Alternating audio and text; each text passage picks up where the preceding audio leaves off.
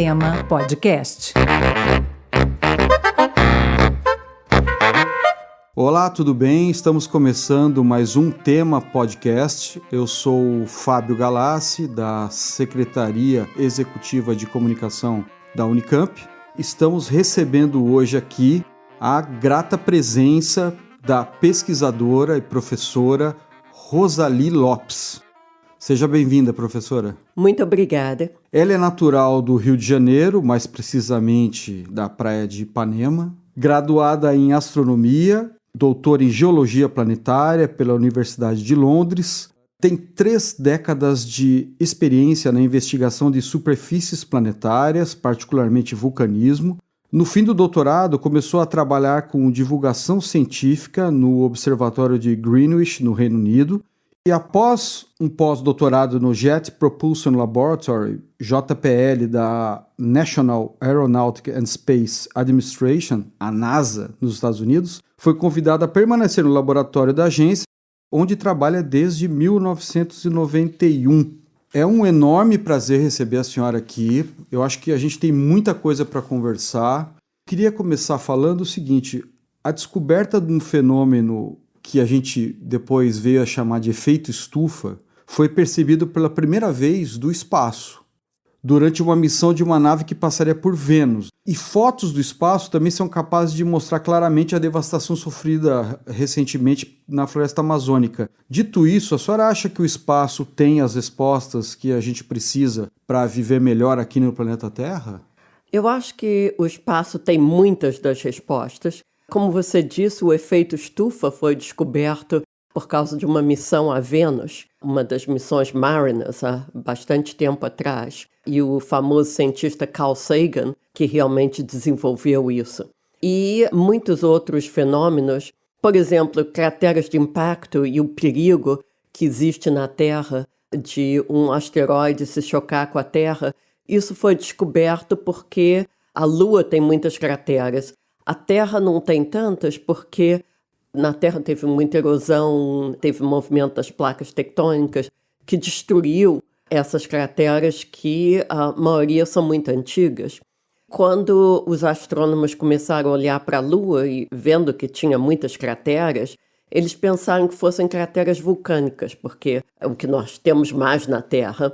Aí os geólogos viram que não, que eram crateras de impacto. Daí que nós sabemos do perigo que existe de um asteroide se chocar com a Terra. Então, essas descobertas do espaço têm muita influência na nossa vida da Terra. E, principalmente agora, as pesquisas feitas do espaço, mas olhando para a Terra também. Mas até que ponto a Terra tem esse risco mesmo de sofrer um impacto? Porque objetos do espaço vivem caindo na Terra, né? A gente tem notícias disso. Mas existe aquele temor, né, de um asteroide, porque isso já aconteceu e mudou a face do planeta. Precisamos ou podemos ter esse receio?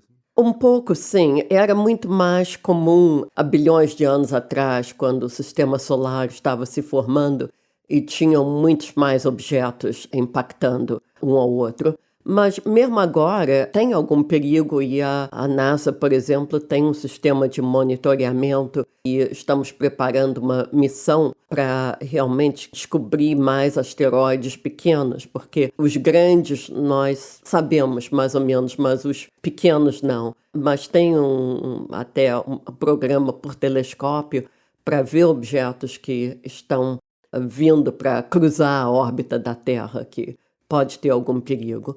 E às vezes acontece, né, como uns anos atrás, na Rússia, que não foi grande, mas causou danos. Então, sim, existe um perigo. Mas, ao mesmo tempo, existe essa preocupação dessa filtragem, né, desse controle, assim, até pelos objetos menores, inclusive.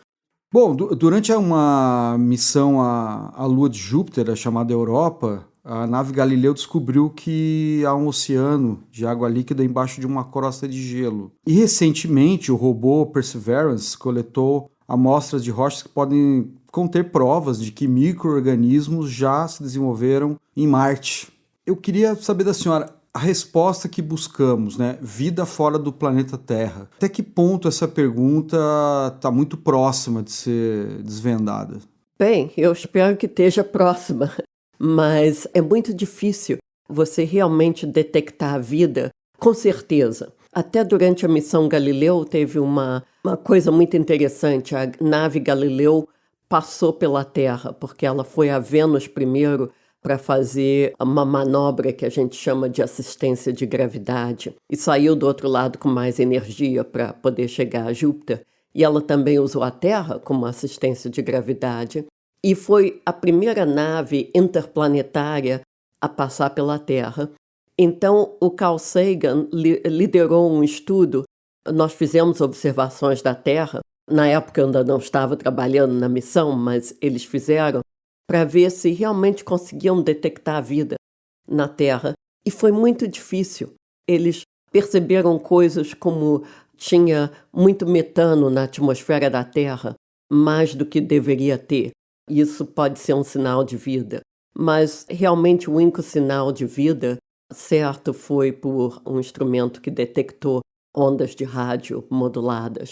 Então é mais difícil e inclusive a câmera da Galileu tirou imagens da Austrália, mas a Austrália tem muito deserto, então não encontrou sinal de vida. Então, a gente pode dizer que a vida pode existir muito, talvez até mais complexa do que micro-organismos, Certo. e talvez não tenhamos ainda equipamentos suficientes para responder a isso. Agora, a nossa grande esperança é essas rochas em Marte, que foram coletadas, e trazer essas rochas de volta para a Terra, porque quando você manda uma nave para o espaço, para pousar em outro planeta, você não pode ter grandes laboratórios dentro da NASA, como nós temos na Terra. Então é muito importante colher material e trazer de volta para a Terra para realmente poder fazer análise. E assim, a senhora falou da NASA. Há quanto tempo a senhora trabalha na NASA? Desde 1991. E como que é estar dentro da maior agência espacial do mundo? E como é ter essa expectativa de um possível encontro ou descoberta de um mundo totalmente novo? Existe também expectativa, ansiedade? Ou é uma coisa mais técnica, científica, mais fria? Eu queria que a senhora respondesse para as pessoas leigas, né? Como é ser um integrante da NASA e ser um humano curioso também?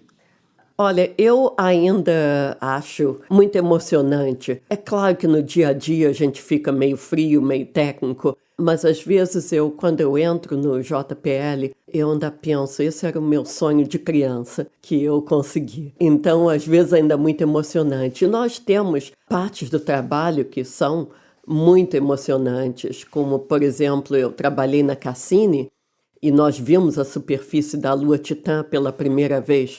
Então, são essas primeiras imagens, essas descobertas que realmente são muito interessantes. Também quando eu descobri os primeiros novos vulcões ativos na Lua de Io, de Júpiter, que é a lua vulcânica de Io, que ninguém sabia que existiam esses vulcões. Então, ainda tem momentos muito, muito emocionantes. Que legal, quer dizer, existe emoção na ciência também, né? Quem acha que a ciência é simplesmente a frieza da técnica pode estar enganado. Não. Os cientistas são humanos igual a qualquer um. Talvez sejam os mais curiosos do mundo. Eu acho que sim, porque é a curiosidade que nos leva a trabalhar. Para você ser cientista, você realmente precisa de muita curiosidade, muita dedicação. Porque o trabalho não é um trabalho das 9 da manhã às 5 da tarde. Você está sempre pensando no trabalho, sempre fazendo mais trabalho, procurando ter ideias novas e colaborando com colegas. Então, fica realmente uma enorme parte da sua vida. E a senhora falou uma coisa muito importante, né? Porque na era que a gente vive do imediatismo, né, que as pessoas querem as coisas muito rápido, às vezes é uma vida inteira que se leva fazendo um trabalho. Ah, sim, e inclusive as missões que vão para planetas como Júpiter, Saturno, demoram muito tempo. É muito tempo para uma missão ser construída, porque primeiro ela tem que ser proposta, analisada, modificada, aprovada pela NASA e pelo governo americano. Eu estou falando só das missões americanas. Depois ainda demora tempo para definir, para fazer a nave, os instrumentos todos. Uma nave que vai a Júpiter ou Saturno demora anos, 5 anos, 6 anos, 7 anos, e uma que vá, digamos, a Urano ou Netuno seria mais ainda. Então, muitas vezes os cientistas é um trabalho da vida inteira, ou boa parte da sua carreira, e às vezes é assim como a colega disse, construir uma catedral. Porque nos tempos antigos o pessoal começava a construir uma catedral, mas ele nem ia estar vivo quando a catedral acabasse, né? Então, não pode ter essa satisfação imediata em ciência. Realmente, qualquer ciência, mesmo aqui na Terra, fazendo estudos em laboratório, demora tempo. Quer dizer, tem que ter essa noção do legado que é recebido e o legado que é deixado. Exatamente. Eu recebi legados das missões Galileu e Cassini, que eu só comecei a trabalhar nelas depois que elas tinham sido lançadas e já estavam bem a caminho, mas agora eu estou, digamos, estudando uma proposta de missão que vai voltar a Io, e eu sei que é uma missão para colher materiais vulcânicos que são ejetados numa pluma. Até os materiais voltarem para a Terra, eu acho que eu já estou aposentada. Mas mesmo assim é estimulante participar disso, né? Ah, sim, muito estimulante. É o nosso legado para o futuro. Quer dizer, esse espírito do desbravador moderno, vamos dizer assim, porque vocês são os desbravadores da atualidade, né? É esse espírito coletivo. Sim, sim. O trabalho de ciência é quase sempre coletivo. E é uma das coisas que eu gosto muito do trabalho em missões espaciais, que são centenas de pessoas trabalhando numa missão espacial. Temos engenheiros, temos pessoal especialista em tecnologia, em construção de instrumento, temos cientistas, vários tipos de cientistas, trabalhando, colaborando. Isso eu acho muito estimulante. E são de diversas partes do mundo, né? Como é isso, trabalhar com gente do mundo inteiro, assim? Às vezes é difícil. Antigamente era muito mais difícil, quando você tinha que se encontrar pessoalmente, mas hoje em dia é muito mais fácil, porque nós temos essas reuniões todas online, e às vezes a diferença de tempo é muita, então a reunião entre os Estados Unidos e a Europa, eu trabalho num comitê onde tem um japonês, eu nos Estados Unidos e o outro na França. Então, o horário é sempre ruim para alguém. Precisa sempre encontrar uma agenda que seja viável para todos. E só para lembrar quem está nos ouvindo aqui, a senhora é vice-diretora do Departamento de Ciências Planetárias do JPL, que coordena missões planetárias não tripuladas. E a senhora está prestes a aceitar um novo projeto aí, como a senhora falou, né? Essa é um estudo de uma proposta que, se o meu laboratório aceitar, nós vamos propor à NASA quando tiver uma oportunidade. Tem um programa chamado New Frontiers, que é Novas Fronteiras, onde é uma concorrência feita pelos vários laboratórios da NASA. Cada um propôs umas 2 ou 3 missões diferentes e são julgadas, e a NASA escolhe uma. Quer dizer, a probabilidade dessa ser escolhida não é muito alta, mas nós achamos que vale a pena fazer o estudo, porque mesmo que não seja escolhida agora, talvez no futuro, é a coisa do legado. E falando em legado, falando em futuro, aí vem uma outra pergunta que é muito comum, né? Além da questão da vida fora da Terra, é se um dia poderemos ter estações habitadas por seres humanos no espaço, em outro planeta, por exemplo. A senhora vê isso como algo possível? Eu acho que na próxima década vai ser possível na Lua. A NASA está fazendo planos agora para uma base lunar, e outros países eu acho que também estão fazendo planos. Mas a Lua é mais fácil, porque o tempo para ir à Lua e voltar é relativamente pouco. Tem pessoas como o Elon Musk, que é o dono da SpaceX, né, que quer fazer bases em Marte. E eu acho que isso vai demorar várias décadas, mas a gente nunca sabe. Talvez seja antes do que eu imagino. Mas existe essa possibilidade, né? Sim, existe. O problema é que mandar humanos mesmo para a Lua, principalmente a Marte, é muito caro. Então, depende realmente do governo, o governo americano ou de outros países, a querer investir nisso. E a gente está falando aqui, logicamente, de humanos, assim, cientistas, pesquisadores, né? Não é uma comunidade, né?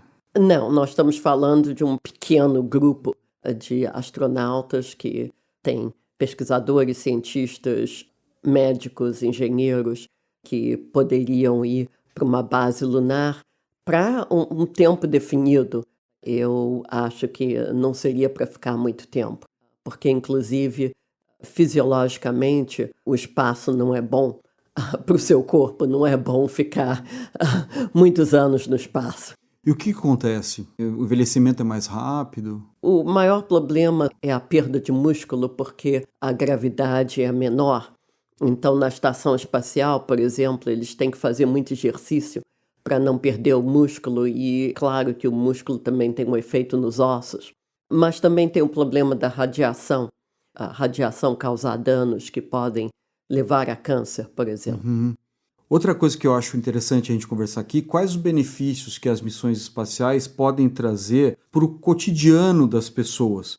Porque muitas vezes as pessoas comuns pensam, nossa, mas é uma missão a Marte, o que isso vai mudar na minha vida? O que isso vai transformar o meu dia a dia? Eu queria que a senhora falasse um pouco com esse leigo do quanto a vida dele pode ser transformada em função de estudos, missões ou análises, pesquisas como essas. Primeiro, eu quero dizer que muita gente pensa que a nave é o maior custo de uma missão espacial, quando eu falo de $1 bilhão, mas tem gente que pensa que a nave custa isso e a gente vai mandar $1 bilhão para o espaço. Não é isso.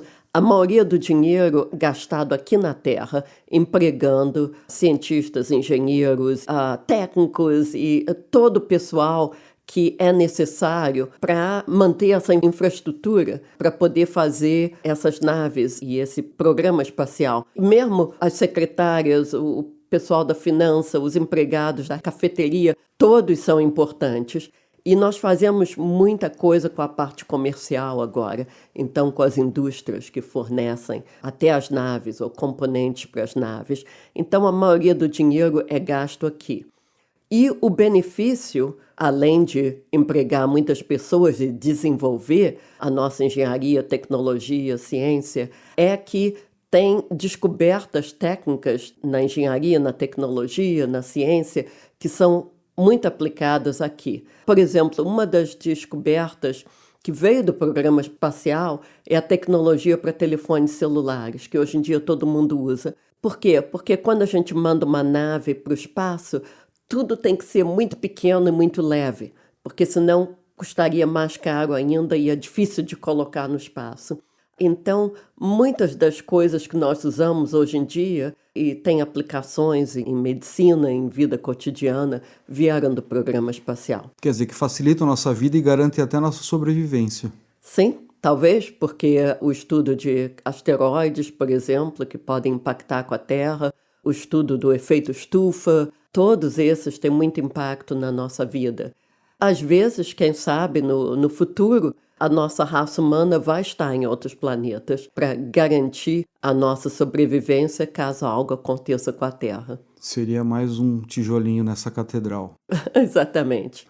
Reforçando essa questão da multiplicação de conhecimento, né, que pesquisas espaciais podem levar para todas as pessoas, além do seu trabalho científico, a senhora também atua em prol da educação, da diversidade e da divulgação científica, em âmbito internacional. A gente tem informações que a senhora já palestrou, inclusive, na Antártica. Eu queria que a senhora comentasse um pouco sobre isso. E, assim, eu acho interessante também falar que a senhora já publicou 165 artigos, é autora de 11 livros, entre eles um traduzido para o português, o Turismo de Aventura em Vulcões, né? E tem inúmeras premiações e homenagens, entre elas o Prêmio de Serviço Público Excepcional da NASA, concedido em 2019, Medalha de Serviço Excepcional da NASA, concedido em 2007, o prêmio Embaixador da União Geofísica Americana em 2018, membro da Sociedade Geológica da América em 2015, membro da Associação Americana para o Avanço da Ciência em 2006.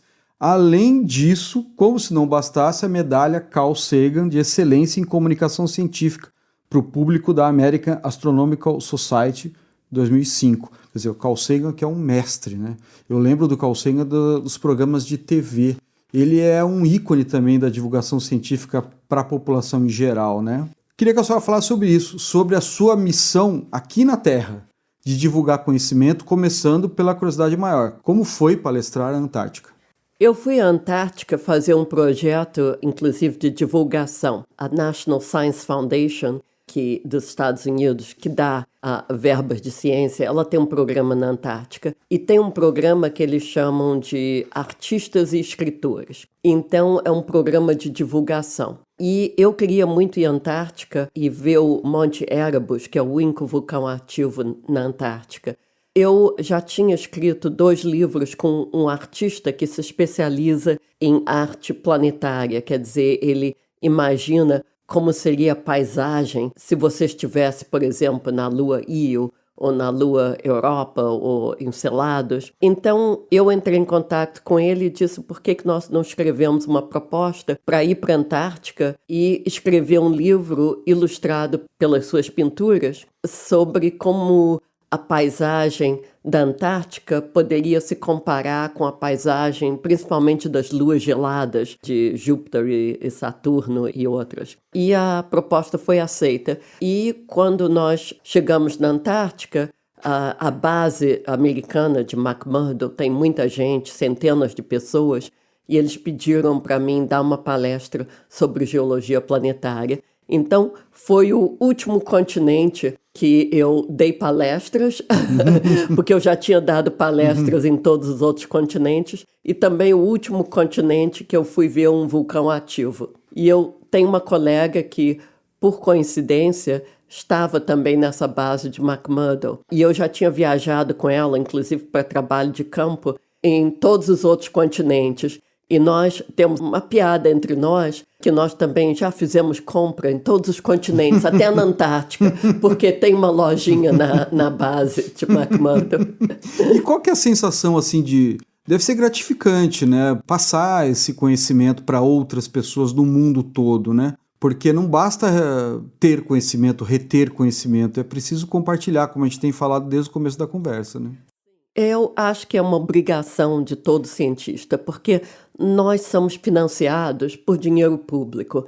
Então, eu acho que nós temos a obrigação de comunicar ao público o que nós estamos fazendo com esse dinheiro, que vem das taxas, né, dos impostos deles. E eu acho também muito importante explicar por que nós fazemos isso, por que nós fazemos missões ao espaço, principalmente inspirar a nova geração. Porque o que eu faço aqui, o que outros cientistas fizeram aqui, é também um tijolinho nessa catedral de conhecimento. E os jovens, os outros que vão nos seguir, é que vão continuar construindo essas catedrais. A senhora se sente mais cientista ou mais professora? É uma mistura das duas coisas. Eu sou cientista, eu não dou aulas para curso universitário, porque eu trabalho no JPL, mas eu oriento estudantes. Hoje em dia eu sou muito assim, gerente. Eu faço a liderança, uma área do JPL. Inclusive agora eu vou mudar para um novo cargo, porque o JPL vai mudar completamente do sistema de gerenciamento e eu vou ter muito mais a ver com o programa de estudantes e de postdocs, que vai ser muito interessante para mim. E falando em estudantes, a gente pensa nos mais jovens e pensa na atual geração digital. A senhora, não sei se a senhora já chegou a lidar com eles, já palestrou para eles. O que a senhora pensa sobre essa juventude que hoje tem a possibilidade, talvez muito maior, né, de ter conhecimento mesmo pela internet, de falar sobre as questões do espaço, poder ter vídeo, entrevistas, ter acesso a textos, a pesquisas. Existe uma facilidade maior de acesso. E assim, a curiosidade sempre tem que estar lá, né? A curiosidade é um ingrediente enorme. Queria que a senhora falasse sobre isso, assim, quer dizer, podemos hoje ter mais chances de ter um número maior de cientistas, por exemplo, por causa da internet? Ah, sim, muito mais. Quando eu era criança aqui no Brasil, tinha muita dificuldade em conseguir livros e informações. Eu me lembro que o meu pai encontrou um livro de astronomia numa feira de ciências, mas era assim, a informação era muito pouca. E agora todo mundo pode ter informações, inclusive dados das missões espaciais que são públicos e são colocados na internet. E você pode até fazer cursos na internet, até cursos universitários. Então mudou muito o acesso. E eu acho que o problema hoje é que tem tanta coisa na internet, e tem coisa muito boa, também tem coisa muito ruim, que o desafio é realmente procurar a informação certa e a informação que é útil para você. Inclusive fazer reuniões, orientar alunos, é muito feito pela internet. Eu faço muitas palestras online, principalmente para o Brasil. Essas palestras estão na internet, é possível encontrar no YouTube. A senhora tem alguma referência para passar para quem está ouvindo de algum canal que seja interessante? Tem páginas da NASA, tem toda instituição aqui no Brasil, em todo lugar, tem página delas. Eu coleto algumas coisas num canal do YouTube, mas eu não tenho tempo de atualizar muito, mas tem um canal meu que foi sugerido por um estudante brasileiro. Tem um canal no YouTube, então? É. Rosali Lopes? Eu acho que é. Eu também tenho Twitter, Facebook, Instagram, mas não é que eu use muito, porque eu realmente não tenho tempo. Mas tem coisa lá e eu procuro divulgar coisas científicas. Quer dizer, a senhora não tem muito tempo, mas sempre quando tem algo interessante lá. Eu espero que sim. Falando da Rosali criança, eu queria puxar um gancho agora interessante, que a Frances Northcutt, ela era a única mulher que atuava no Centro Espacial da NASA durante o lançamento da, então, missão Apollo 13. E eu queria que a senhora falasse o que ela significou na sua vida. Sim, como eu disse antes, no meu tempo de criança tinha muita pouca informação sobre astronomia, sobre o programa espacial, e eu cresci lendo coisas sobre a missão Apollo e eu achava extraordinária. E um dia, 2 jornais brasileiros, o Globo e o Jornal do Brasil, publicaram pequenos artigos sobre essa moça, Frances Northcutt, que é apelidada de Poppy, e mostrando ela trabalhando no Centro Espacial de Houston, na sala de controle, era a única mulher na sala de controle, e ela calculava trajetórias para as missões Apollo. Então aquilo me inspirou muito. Ela depois deixou a NASA, acabou voltando para a universidade para fazer direito, e em 2019 eu conheci ela pessoalmente pela primeira vez. Que interessante. E ela ficou muito emocionada em saber que ela tinha inspirado essa menina brasileira. E como que é ser uma brasileira na NASA? Bem, tem poucos brasileiros trabalhando em laboratórios da NASA. Nós temos vários laboratórios ou centros espaciais. A maioria, eles empregam servidores públicos que têm que ser americanos. Mas o JPL, como nós somos um pouco diferentes, nós somos gerenciados pela Caltech, que é uma universidade, nós temos mais facilidade em contratar estrangeiros. Ainda é difícil, mas eu fui para o JPL pelo programa de pós-doutorado da NASA, que é aberto a estrangeiros em todos os centros. Então, ainda tem, assim, uma meia dúzia de brasileiros. Na minha área de geologia planetária, tem também o Daniel Nunes, lá no JPL, que atua em missões a Marte, principalmente. E tem alguns engenheiros que são brasileiros. Mas todos nós, hoje em dia, temos cidadania americana. Na opinião da senhora, qual o papel do Brasil na questão planetária? O país poderia ter mais protagonismo nisso? Ou estamos distantes? Olha, poderia ter muito mais, mas ciências planetárias não é uma coisa, um tipo de ciência muito desenvolvido ainda no Brasil. Mas existem professores que atuam nessa área, em outras áreas também. Então, eu estou vendo que tem mais jovens querendo atuar nessa área. E está ficando mais fácil, porque, como eu disse, hoje em dia tem muita coisa na internet. Então, está abrindo muito mais. Recentemente, numa entrevista que a senhora deu aqui para a TV Unicamp, né, a senhora comentou da vontade de ir ao espaço. Eu queria que a senhora detalhasse um pouco mais, assim, há alguma possibilidade, quer dizer, a senhora cultiva esse sonho? Ainda tenho. Afinal, a senhora não palestrou no espaço ainda. Não, ainda não palestrei do espaço.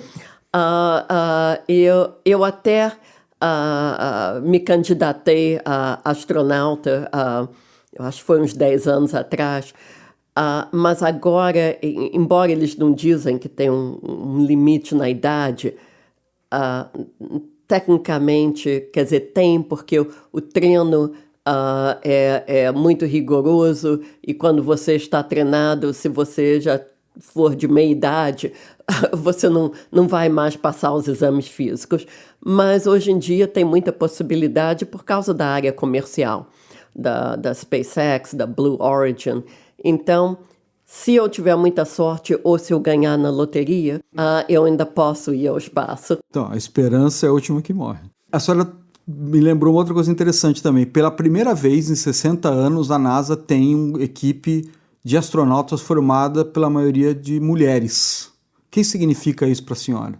Certo. É porque as mulheres agora são ótimas candidatas. Esse problema de diversidade é muito a ver do que você tem entrando nessas áreas, de que pessoas que estão entrando em engenharia, em ciência e medicina.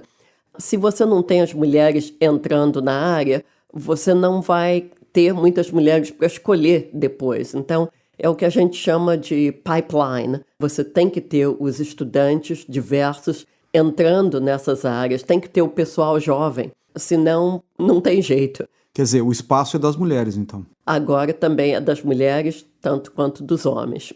Maravilha. Para a gente ir caminhando para o fim dessa conversa super agradável, é uma curiosidade minha que eu quero tirar aqui agora. Qual é a sensação de ter o nome num asteroide? Porque em 2016, a União Astronômica Internacional homenageou a senhora ao batizar o asteroide 22454 com o seu nome. Como que é ter o seu nome num asteroide? Olha, é muito emocionante. Eu me lembro, eu estava trabalhando na Cassini, eu não tinha a menor ideia do que isso ia acontecer. Em geral, os descobridores dos asteroides podem batizar os asteroides. Tem que ir para a União Internacional de Astronomia para eles vetarem os nomes. E eu recebi um e-mail no meio da reunião dizendo isso. E eu nem conhecia pessoalmente os 2 astrônomos que descobriram esse asteroide. Então, mas eles sabiam sobre mim. Eu fiquei muito emocionada e era realmente uma das coisas que secretamente eu queria, mas eu não dizia para ninguém. Muito legal. Eu queria agradecer demais a presença da senhora aqui. Foi incrível a conversa e o espaço aqui no Um Tema Podcast está sempre aberto para a gente discutir coisas do espaço. Muito obrigada, foi um prazer estar aqui. Bom, hoje a gente falou com a cientista que tem mais de 3 décadas de experiência na NASA, a Rosali Lopes, brasileira, natural do Rio de Janeiro, da praia de Ipanema, que agora virou um asteroide e que está na missão e no sonho de palestrar no espaço. Um tema que torce para que a senhora consiga. Muito obrigada. Bom, eu sou o Fábio Galassi, jornalista aqui da Secretaria Executiva de Comunicação da Unicamp. Esse é Um Tema Podcast. Agradeço a todos que nos ouviram até agora e a gente se encontra numa próxima oportunidade.